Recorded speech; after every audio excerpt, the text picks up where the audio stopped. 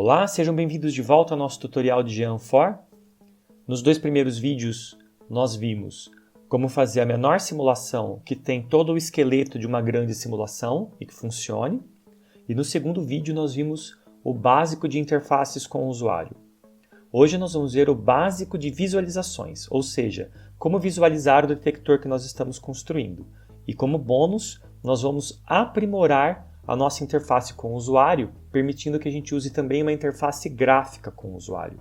E essas duas coisas vão caminhar juntas, a visualização com a interface gráfica.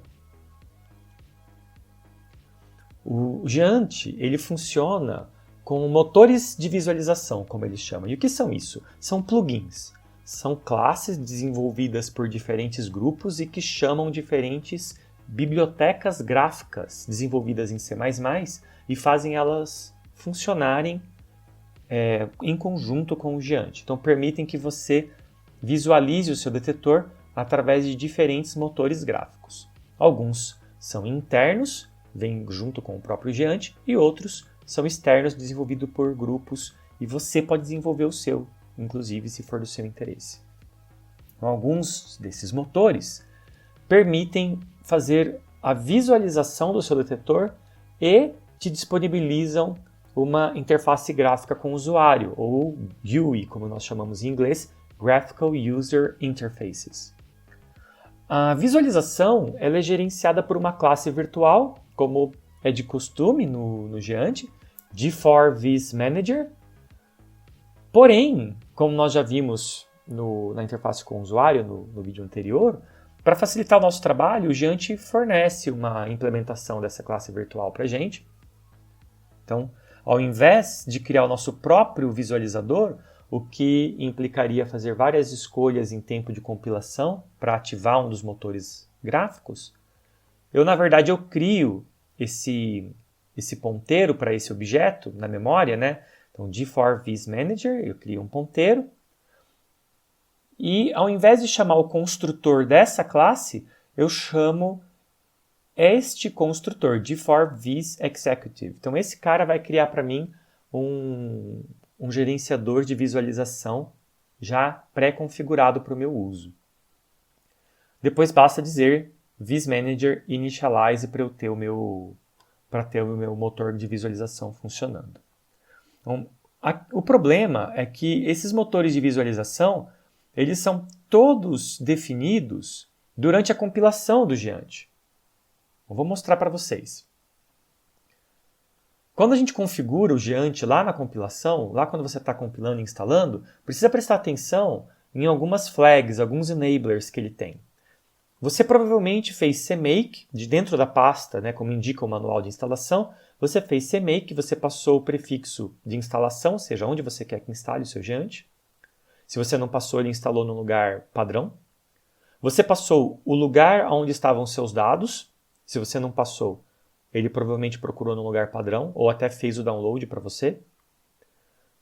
Se você não ativou o GDML, que é necessário para desenvolver geometrias mais para frente, não tem problema, você pode fazer isso depois. Então daqui para baixo são as flags opcionais. Isso aqui você pode fazer a qualquer momento. Então eu suponho que você não tenha ativado o OpenGL, que é a biblioteca gráfica básica de renderização 3D, de interface com sua placa de vídeo.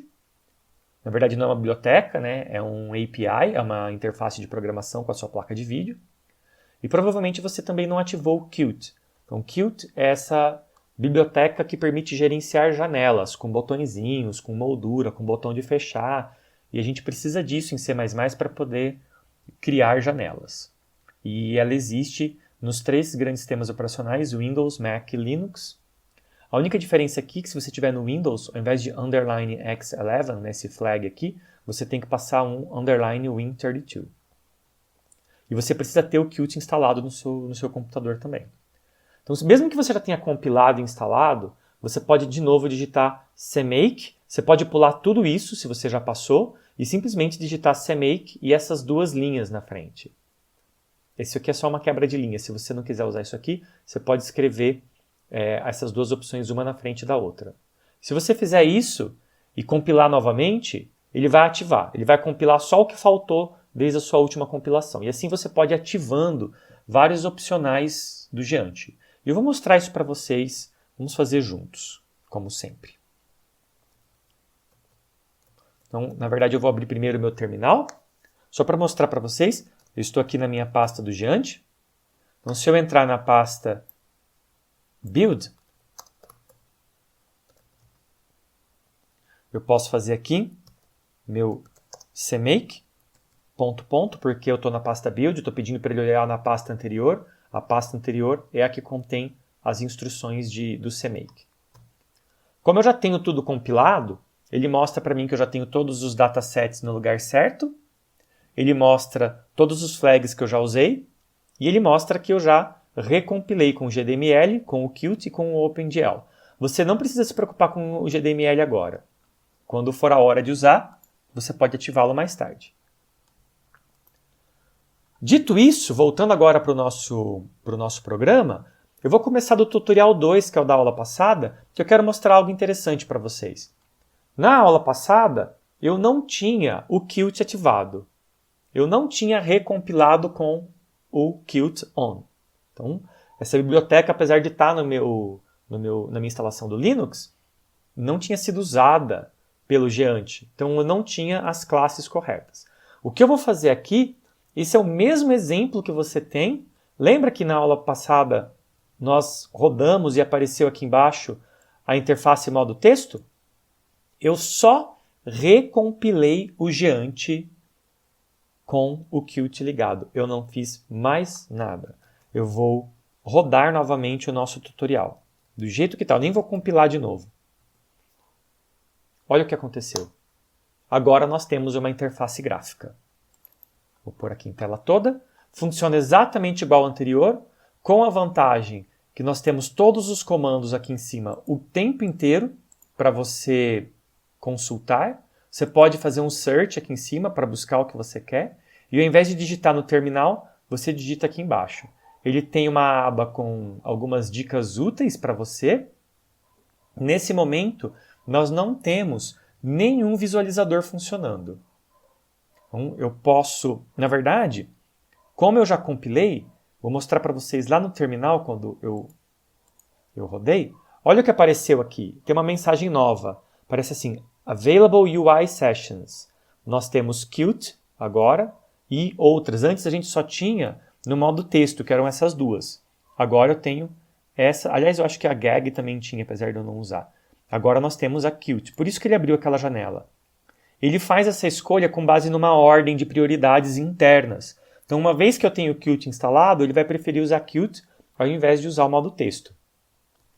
Então, como funciona? Do jeito que eu estou aqui, se eu simplesmente digitar, olha, ele me dá a lista de comandos. /run, beam on, vou pôr 10 partículas e apertar Enter. Ele executou aqui embaixo para mim, como ele tinha executado no terminal antes. Aqui, isso aqui é uma cópia daquele terminal. Então funciona exatamente igual. Inclusive eu posso carregar o nosso arquivo aqui e fazer ele funcionar como tinha funcionado antes. Com uma exceção. Eu vou fechar o programa, quando eu fecho o lá ele fecha, né, tudo. Eu vou passar o nosso arquivo de batch. E aí você vai perceber que ele não abriu. Porque ele entende que se eu passar o arquivo de batch do jeito que está aqui, lembra, a gente fez um if aqui dentro. Se eu tiver um argumento, ele não cria o UI Executive. Ele só pega o UI Manager e passa o comando para ele. Então lembra, são duas coisas diferentes. UI Manager gerencia as interfaces como um todo e aceita comandos. UI Executive é a implementação dessa interface com o usuário. E ela decide se essa interface vai ser texto, gráfico ou qual é que vai ser. Então como eu faço aqui para forçar? Porque ele tomou uma escolha para mim que talvez eu não quisesse. Talvez eu queira que seja modo texto. Então eu venho aqui e passo mais um parâmetro. Olha só, ele me sugere aqui, tem um tipo aqui, ó, type. E lembra que ele escreveu aqui que eu tinha outros tipos de seção? Então se eu quiser que ele realmente faça o Qt, eu escrevo Qt, do jeito que ele escreveu lá no terminal para mim como sugestão. Se eu quiser que seja na forma de terminal, na forma texto, então eu vou usar o CSH, C Shell. Então eu vou salvar, compilar novamente. E agora, se eu rodar o nosso tutorial 2, volta a aparecer o que a gente tinha. Volta a ficar apenas no modo texto, como eu tinha antes. Então, fique a sua escolha. A única questão é a seguinte: talvez nós tenhamos que repensar a forma como a gente toma essa decisão aqui em tempo de compilação. Porque nós vamos ver hoje que uma das melhores formas de controlar o seu motor de visualização é através de uma macro. E é super simples ativar o motor de visualização e depois escolher qual a gente quer através de uma macro. Um desses arquivos, como esse aqui que a gente fez para rodar as partículas. Então, nem todo arquivo macro é um arquivo que vai funcionar no modo batelada, no modo silencioso, sem comandos. Às vezes eu vou passar o arquivo e, mesmo assim, eu quero que abra o terminal aqui embaixo. Então, nós vamos ter que repensar isso no futuro. Muito bem, então com isso, com essa opção aqui, nós corrigimos e agora você pode escolher manualmente se você quer no modo texto. Vamos compilar novamente. Ou se você então deixar sem nada aqui, aí ele escolhe, ou se você colocar Qt depois de compilar, ele vai abrir para você no modo gráfico. Fica a sua escolha. Então, o que nós vamos fazer agora é ativar de fato um motor de visualização e mostrar como que funciona nos dois casos. Se eu estiver no modo texto ou se eu estiver no modo gráfico. Então agora para poder continuar o tutorial 3, propriamente dito, e o que eu fiz foi tirar uma cópia da nossa pasta, renomear o arquivo para tutorial 3, e aqui também no nosso script de compilação fazer as modificações necessárias no nome do arquivo.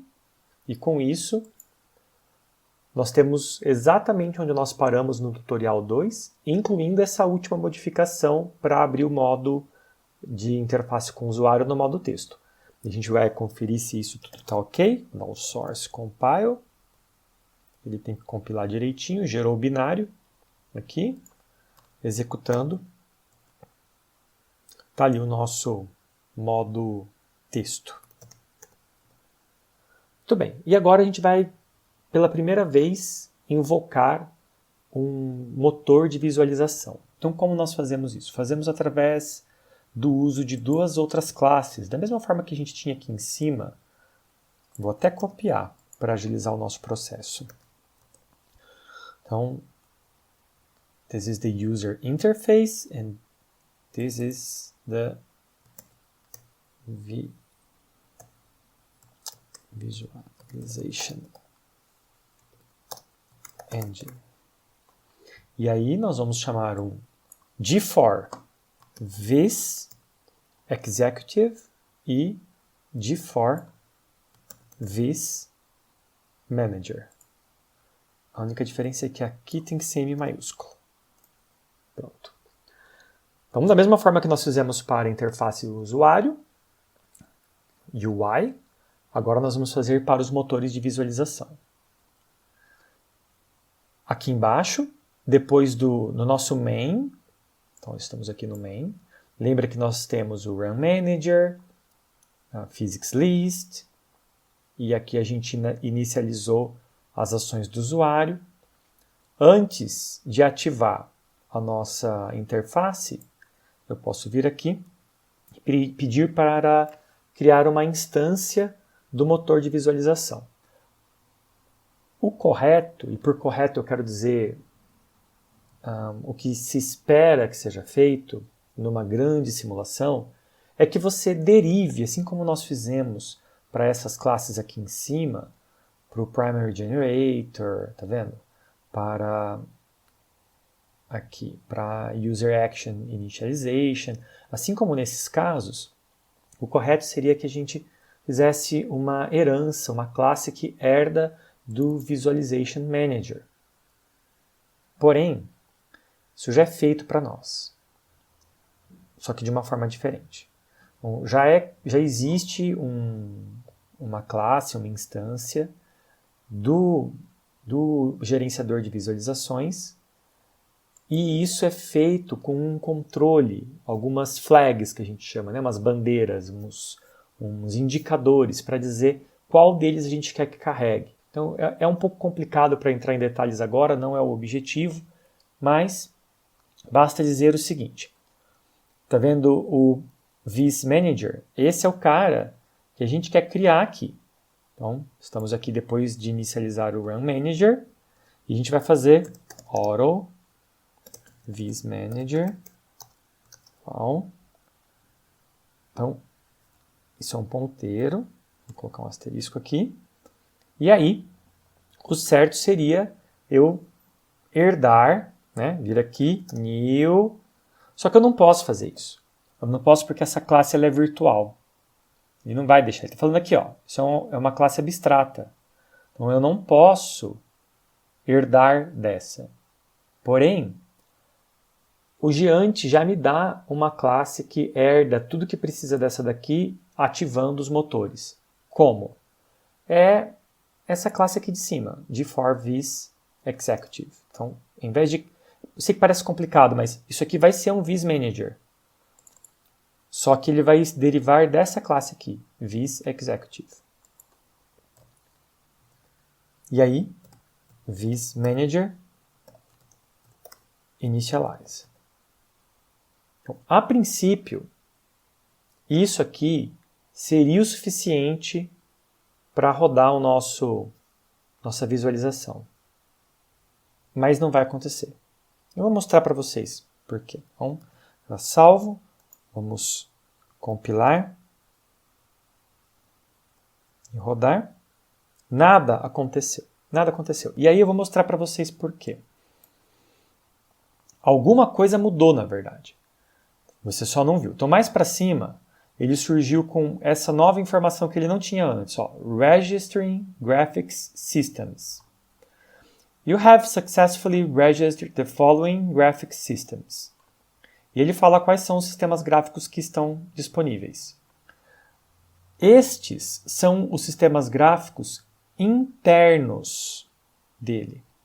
Então, todos esses a gente já conseguiria chamar agora. Mas não vai fazer parte desse tutorial explorar esses caras aqui.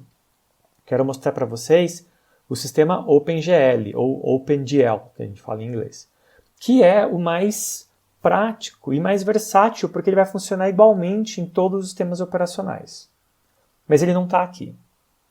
Ele não está aqui porque ele é um sistema externo, ele depende de a gente ter ele lá ativado lá na compilação do Giant, que foi o que eu disse no início. Então, como que eu falo para o Giant que, ó, tá ok, a gente pode mesmo usar isso? Simples, ativando uma flag antes de chamar o de for Viz Executive. Então, antes de carregar essa biblioteca aqui, eu preciso dizer para ele, eu preciso definir uma diretriz de compilação, que é uma variável, mas é uma variável que não faz parte do seu programa.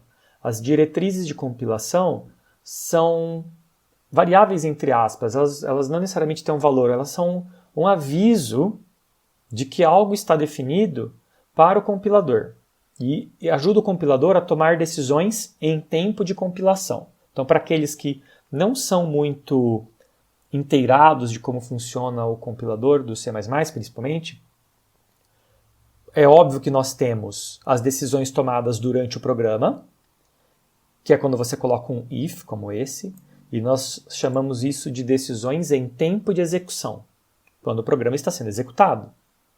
Mas também existem decisões que podem ser tomadas em tempo de compilação. São essas palavras-chave que vêm precedidas do símbolo da cerquinha da velha, ou hashtag, como é chamado agora modernamente, ou pound, como é chamado em inglês. O que isso significa? É igual aqui no hash include. O que isso está fazendo? Está pedindo para ele pegar esse arquivo que existe numa pasta sua, que vem junto com o Giant, e literalmente copiar e colar aqui. Ele vai parar nessa linha, do jeito que está aqui, e entre esta linha e a próxima, ele vai copiar esse arquivo inteiro aqui. Dentro desse arquivo, algumas decisões serão tomadas em tempo de compilação, não em tempo de execução. Conforme o Giant vai... Perdão, Giant não. Conforme o C++ for compilar o nosso programa, ele vai decidir, existem lá alguns ifs parecidos com esse, mas ligeiramente diferente, algo como assim, if def, que diz, se eu tiver uma certa diretriz de compilação definida, faça tal coisa, se não, faça outra. E nós vamos dizer para ele, nós vamos passar a diretriz de compilação que ele está esperando. D for this underline use underline OpenGL-X. Jan for, então é uma diretriz que vai ser usada pelo Jan for, vis de visualization, use, então use OpenGL. E X, porque ela é para o Linux ou Mac. Se você estivesse no Windows, seria Win32. Então, como nós não estamos, X. Então, quando eu defino isso, existe um condicional em tempo de compilação dentro dessa biblioteca, dentro desse arquivo, que vai falar, ó, carregue o OpenGL. Então, eu não mudei mais nada, eu só acrescentei esse define aqui em cima, eu só acrescentei isso, que é um flag, é um aviso, dizendo para o compilador, quando chegar o momento de tomar uma decisão baseada nesta palavra-chave, decida baseado no fato de que eu defini, eu te autorizei a usar o OpenGL. Essas palavras-chave, esses defines, você encontra tanto dentro do arquivo, quanto no help, no manual do Giante.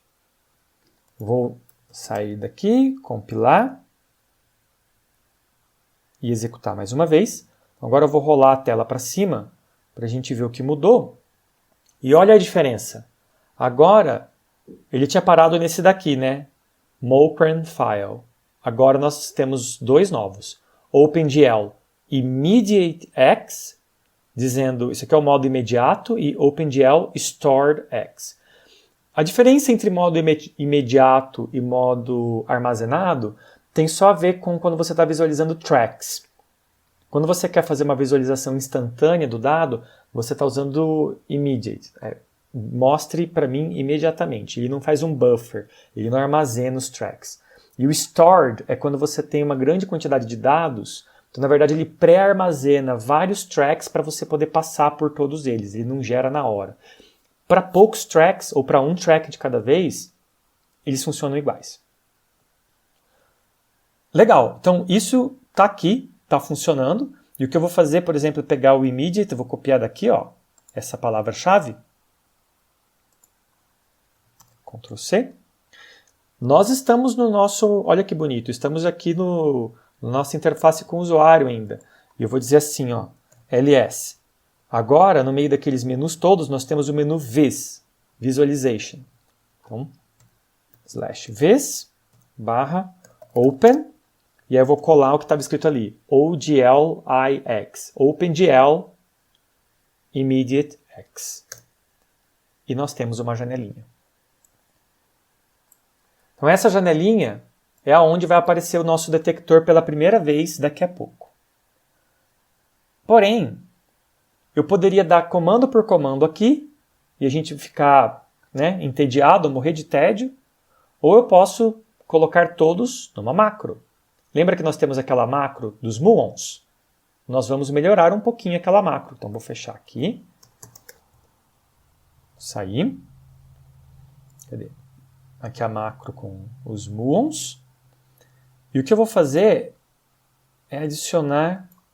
Aqui só tem o nível de verbosidade do run, evento e tracking, as definições da nossa partícula e o beam on com uma partícula. Só tinha isso até agora. Então o que eu vou fazer é acrescentar alguns comandos antes disso para dizer, olha, vamos ativar a visualização que você pediu para carregar, que é o OpenGL.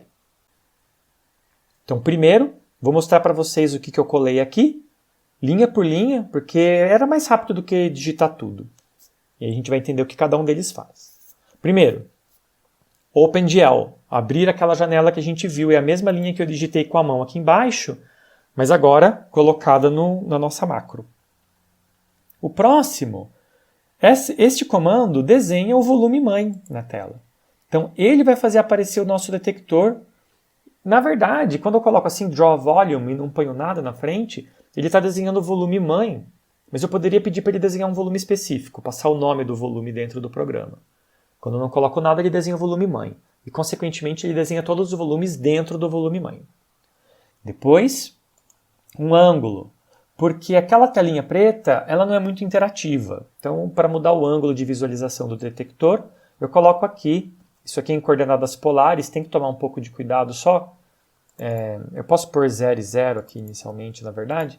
Tem que tomar um pouco de cuidado só com o ponto da coordenada polar, que é a singular, quando a gente olha direto de cima. Né? Isso aqui é feito em forma de θ e φ. Eu vou falar um pouco mais sobre isso depois. O nível de zoom, se a gente não colocar nada, por exemplo, 1.0 é o detector no tamanho natural dele, mas eu posso dar zoom para olhar dentro dele. Depois, nós vamos pedir para desenhar as trajetórias das partículas. Então, se você omitir todas essas linhas, o que você vai estar fazendo é simplesmente não dando instruções de como desenhar. A primeira das linhas aqui, eu peço para adicionar as trajetórias e eu escolho suave, smooth, quer dizer que, na verdade, o que ele faz, ao invés de desenhar uma linha reta com só 1 pixel de espessura, ele desenha uma linha com 2 pixels de espessura. Isso faz com que ela fique um pouco mais visível na tela, mas é ao gosto do freguês. Depois, Viz Modeling. E aqui, como nós vamos modelar as trajetórias. Draw by Charge é uma opção que diz para ele assim, vai lá e desenhe cada trajetória de acordo com a carga elétrica da partícula, mais nada. E ele tem 3 cores padrão.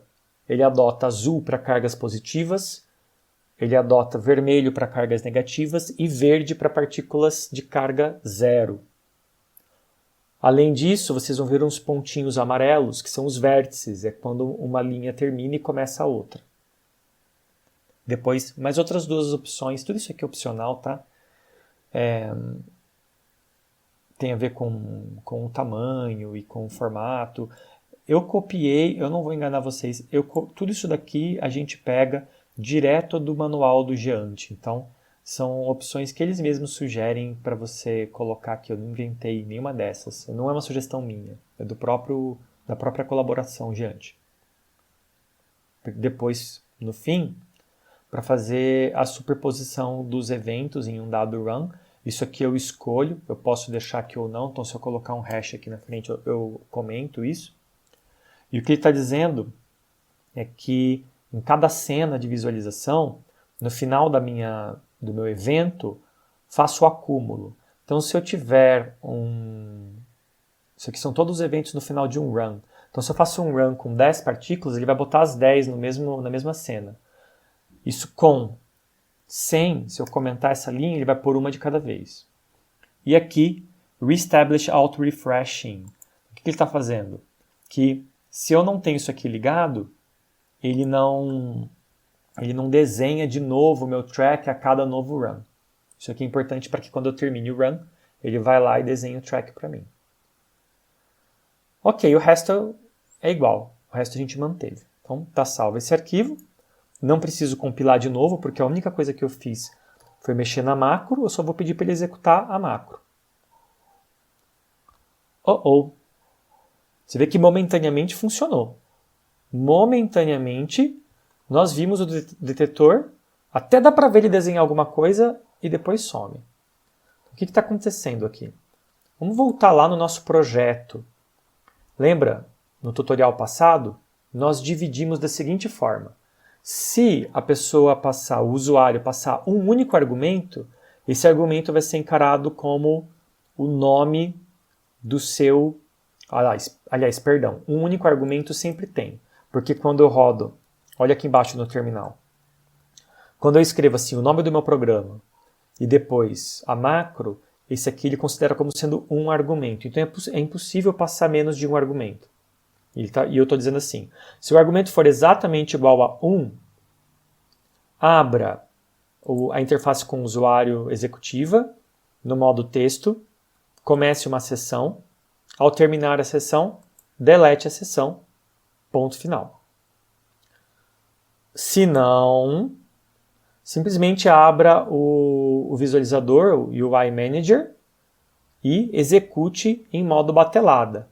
O que acontece quando acaba de executar em modo batelada? O programa termina. Ele terminou de executar o programa, ele estava pronto para voltar para cá. Mas não é isso que a gente quer, né? Eu acho que o que nós queremos é que, na verdade, enfim, tem várias formas de fazer isso, mas neste momento eu preciso que a tela continue aberta para conseguir ver o que aconteceu.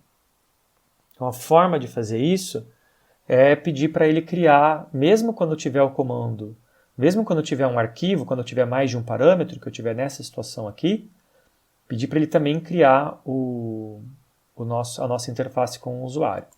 Eu vou fazer isso passando para fora. Então eu vou passar esse aqui para fora.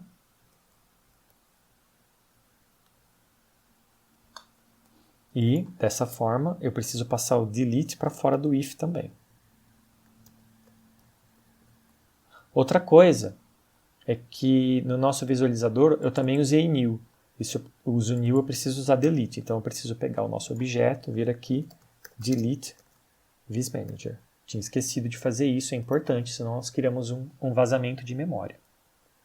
Agora, independente de eu ter uma macro ou não, como eu criei? Eu pedi Session Start para a nossa interface com o usuário executiva. Antes de executar os nossos comandos, isso veio antes. Então, ele vai ficar aberto. Vamos ver se minha lógica é boa. Tem que compilar de novo. E aí nós vamos executar.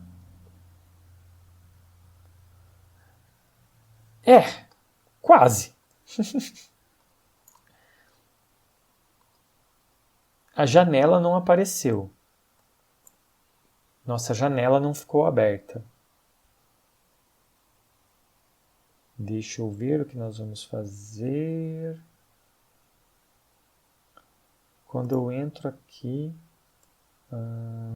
ok, eu acho que o que eu tenho que fazer aqui é, se for isso aqui, Session Start aqui. Se não, quando isso aqui termina, Session Start também.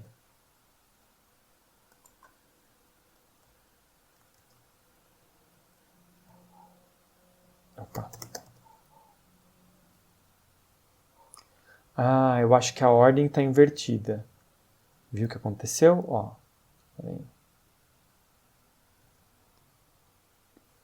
Pronto. Funcionou. Então aí está o nosso detector. É um cubo. A gente está vendo ele de um dos lados, obviamente. Nossa partícula é disparada de uma das laterais. E a interação toda acontece aqui, neste lado, nessa lateral. Os pontinhos amarelos que a gente está vendo aqui são todos os vértices. E a gente tem esse risco verde que abandona o detector, que provavelmente é um raio gama que não interagiu com mais ninguém e foi embora. Lembra, verde significa neutro. Essa interface, eu consigo manipular ela, mas não em tempo real. Eu estou clicando com o mouse e nada está acontecendo. Então, se eu quisesse virar o detector para um lado ou para o outro, eu teria que fechar o programa, na verdade. Voltar aqui.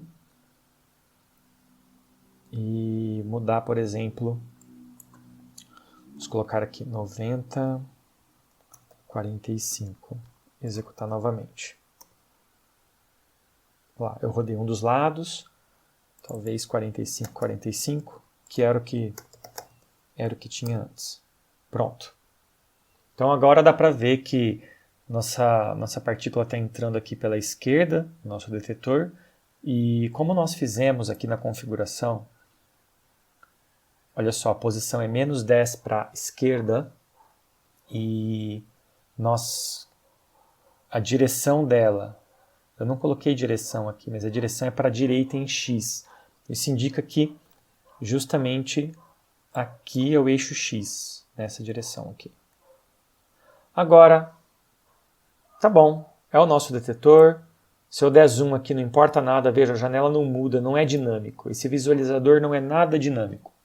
Tem como fazer melhor? Sim, tem como fazer melhor.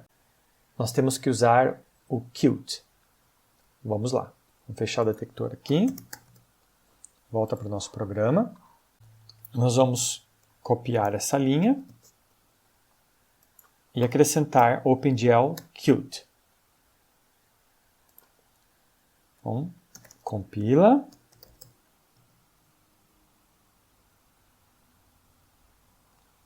E executa o nosso tutorial. Eu esqueci de modificar aqui embaixo. Senão a gente não entra no modo gráfico. Qt. De novo.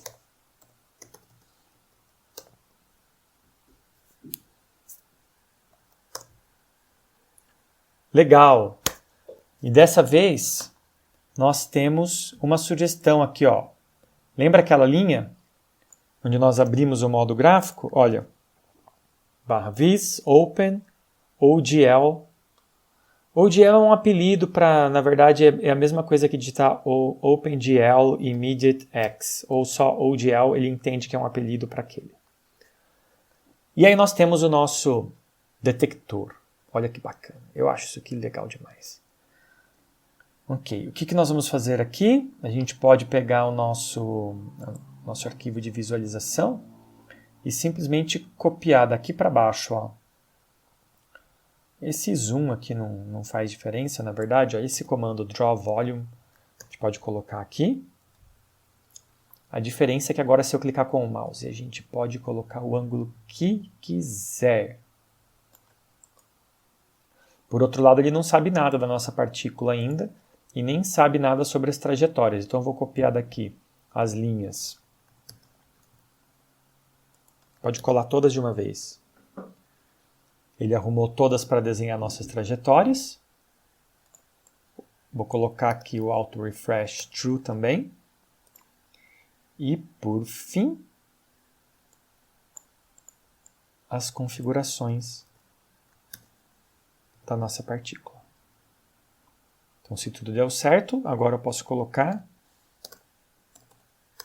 Run Beam On 1. E lá está o mesmo evento que a gente estava vendo antes, com o fóton saindo pela lateral. A diferença é que agora é totalmente dinâmico, eu consigo movimentar com o mouse, posso rodar, e aqui ele me deu uma dica, olha só. Vocês perceberam que de repente ele começou a girar descontroladamente? É porque sem querer eu rodei com o mouse e eu passei por um ponto onde as coordenadas polares são singulares, que é quando você olha direto de cima. E aí ele me deu uma dica aqui embaixo, ele mesmo escreveu, ó, Warning, viewpoint direction is very close to the up vector direction. Então, nós não podemos visualizar diretamente de cima com esse sistema de coordenadas. Para isso, eu posso vir aqui e ele dá a dica, ó, change the up vector, or ative isso daqui, que é uma visualização com rotação livre. Então, eu vou copiar isso daqui, copy. E agora ele não vai mais fazer aquilo. Agora eu consigo manipular o meu detector em todas as direções sem ele dar nenhum problema. Também tem algumas opções aqui com o mouse. Então, o botão direito, Mouse Actions. Eu posso dizer que eu quero movimentar meu detector. Quando está nessa opção, a rodinha do mouse faz dar zoom. E aí eu consigo chegar bem perto da nossa interação. Olha só. Aqui a gente consegue realmente ver o que aconteceu. Quem é esse pontinho aqui? É o nosso vértice primário. Lembra, nós disparamos muon+. O muon+ veio andando. Cada pontinho desse representa um desvio, né, não uma espalação, né, uma interação. Eu ia falar espalação, não é uma interação. Ele desvia de trajetória e você percebe que os passos vão ficando menores, porque ele está perdendo energia. Ele perde energia até este ponto aqui. Se a gente for dar zoom, zoom, zoom, zoom, chegou uma hora que ele parou. Esse risco azul parou aqui. E aí nós temos um outro risco azul e dois verdes. Eu teria que olhar as partículas para entender o que está acontecendo. Mas eu não preciso. Eu consigo fazer uma boa intuição porque eu sei que nós jogamos um muon+ aqui. Se nós jogamos um muon+, esse muon, que na verdade é um anti-muon, ele tem que decair em antineutrino muônico, neutrino eletrônico e um positron. Com certeza é isso que está acontecendo aqui. Nós temos um positron que seguiu em frente e 2 neutrinos, e eu não sei quem que é quem nesse momento. Lembra, nós vimos essas partículas todas no nosso tutorial 2, no vídeo passado. Seguindo em frente, aqui provavelmente é um elétron espalhado. Lembra, carga vermelha nessa visualização, a cor vermelha significa carga negativa. E o positron veio vindo. Nós temos várias cargas espalhadas. Isso daqui provavelmente é um Compton. Elétron, positron para o lado e raio gama ou raio X para o outro. Até quando? Olha de novo, os passos vão ficando cada vez menores. Nós temos vários Comptons até o ponto onde a nossa partícula desacelerou o suficiente e desse pontinho sai um risco verde para cada lado. Nós sabemos o que é isso. Isso é uma aniquilação. Então o nosso positron aniquilou com o elétron do meio. Mais uma vez, eu estou intuindo tudo isso com base simplesmente na natureza das partículas que nós disparamos aqui. Eu não estou fazendo nada mais do que isso. Essas outras partículas verdes que ricochetearam, que mudaram de direção, então lembra, nós temos um neutrino que saiu do detetor para lá, o outro que saiu do detetor para trás muito cedo, o detetor acaba aqui no mesmo ponto onde nós criamos. Então esse neutrino a gente nem vê, ele vai para o outro lado rapidamente. Porém, nem tudo que é verde que saiu aqui era Compton, e agora a gente consegue ver. Provavelmente alguns desses aqui nós também, dependendo da energia desse positron, a gente pode ter arrancado alguns nêutrons aqui que depois vão termalizar. Não dá para saber, a não ser que a gente olhe para o que aconteceu mesmo. Então, essa partícula que sai e deixa o detetor do outro lado é o nosso neutrino. Para concluir, vamos ver o que acontece se nós colocarmos a nossa macro como parâmetro. Então, eu vou executar, em vez de só o tutorial e a nossa macro, do jeito que estava lá. Bom, não ficou igual, né? Olha o que aconteceu. Ele abriu aqui o nosso OpenGL separado da visualização. Então, eu não ganhei nada se eu faço isso. E o motivo é porque dentro da macro nós pedimos especificamente por esse daqui, OGL IX. X não é cute. Então, na verdade, o que eu tenho que fazer é simplesmente dizer OpenGL. E aí ele vai decidir qual é o melhor. Simples assim. Ctrl C para cancelar. Vamos executar de novo. E aqui está, direto para nós, abrindo a interface. Então, nosso programa está pronto. Estamos prontos para começar a implementar o nosso detector. Outra coisa, se você lembrar na nossa macro, nós pedimos para ele executar apenas uma partícula por run. Então, beam on one. E olha o que acontece quando eu coloco o mouse em cima desse botãozinho play aqui, ó. Run, beam on, one. Ele repete exatamente aquela linha. Então, cada vez que eu aperto, ele roda mais uma simulação. E me dá o resultado aqui embaixo. Espero que esteja sendo útil. E no nosso próximo vídeo, finalmente nós vamos falar sobre o desenvolvimento do detector em si. Não vai ser só mais esse cubo de argônio. Nós vamos fazer alguma coisa que realmente tem estrutura. Vamos falar sobre a geometria do nosso detector. Vejo vocês lá. Até mais!